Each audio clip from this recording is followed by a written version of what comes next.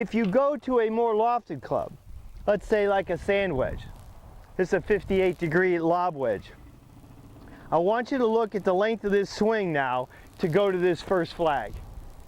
When I swing this club back, look at how far back I'm going to go. My putter probably went to about here. This lob wedge has got to go back to here because the only way this ball goes in the air is it has to have spin. The more spin I put on that ball, the higher it goes. The goal here is to make this ball come down vertical. When it comes down vertical, it doesn't run. But if there's a trajectory like this, it's going to run all the way to the far end of the green. That's why a shot to go here to this first flag would need a lot of loft. A lob wedge, a sand wedge.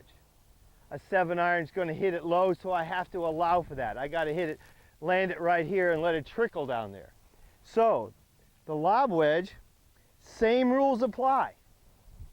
When I swing the club back, when I get to here, my arm stops its flow, my hands and wrists will hinge. The key is don't unhinge it coming through. This angle has to maintain itself through.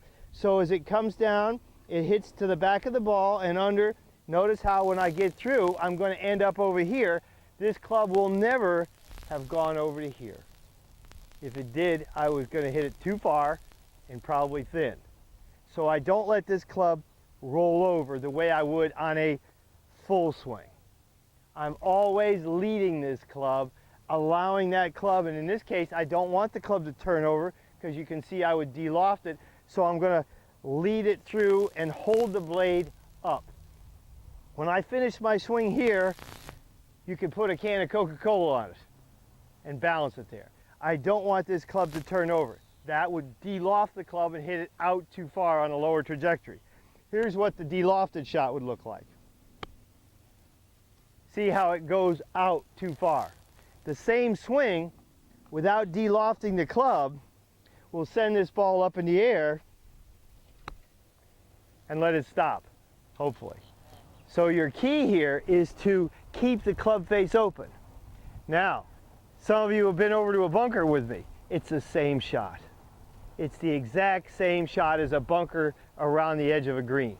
Because if I let this club turn over, it's going to go too far. I need that club to stay what we call open. And the way I do that,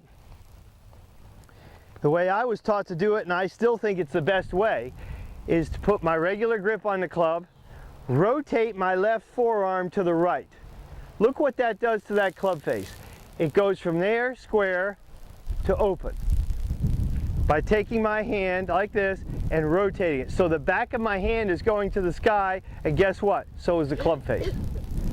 All a golf club is an extension of your arm. You want it to be an extension of your lead arm.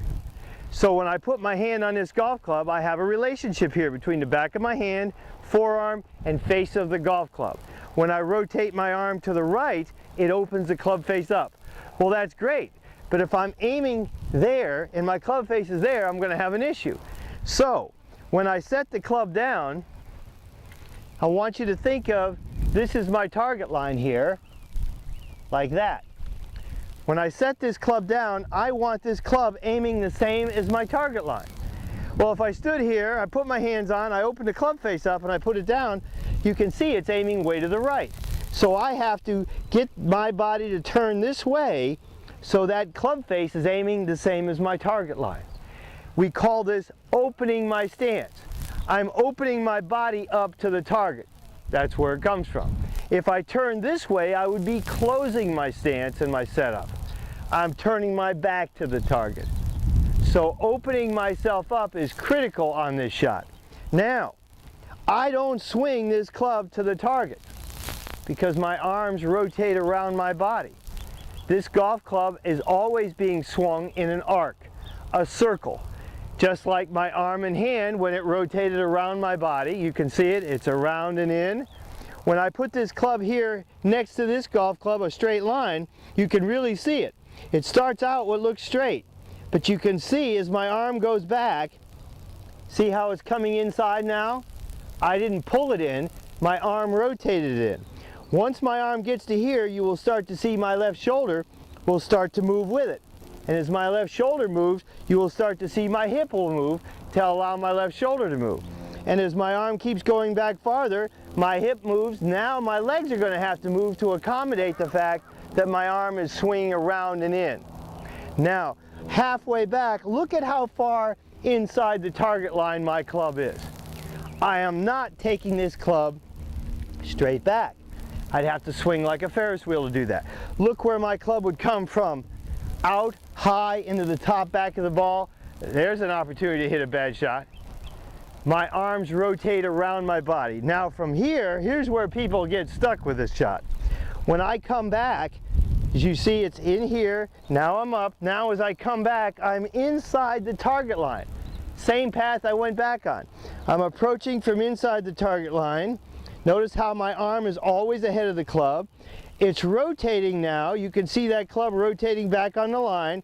Once it gets to the target line here, it's going to go to the left, like so. Notice how my body pivots around because my arm goes around. A pivot is something, a phenomenon that comes out of what you do with your arms. So going out there and say, well, I need more shoulder turn, that gives me a clue as to what your issue is. You're lifting the club up, you're using a lot of hands, you're never putting any torque on your lead shoulder, so you're not making a pivot. Your body's not pivoting or turning because of that. The pivot is a result of what you do or don't do with your arms and hands. That's why picking that club up with your hands can be a problem. It's because you create the sharp angle, but you're not going to create any torque on your shoulder to move your hips, to move your legs, to create a pivoting action. Now, coming back through the ball, you want this club to come in very shallow. I don't want it to come down steep. If I come down steep like this, you can see might hit too high into the ball, and it's not going to go very high when I do that. For me to hit this ball high in the air, I need this club to come in very low. It's still coming downward, but it's coming down and it's going to strike somewhere around in here. And notice which part of the ball I'm hitting. I'm hitting the underside of the ball. I'm not trying to get under the ball. I'm trying to lead the club through under the ball.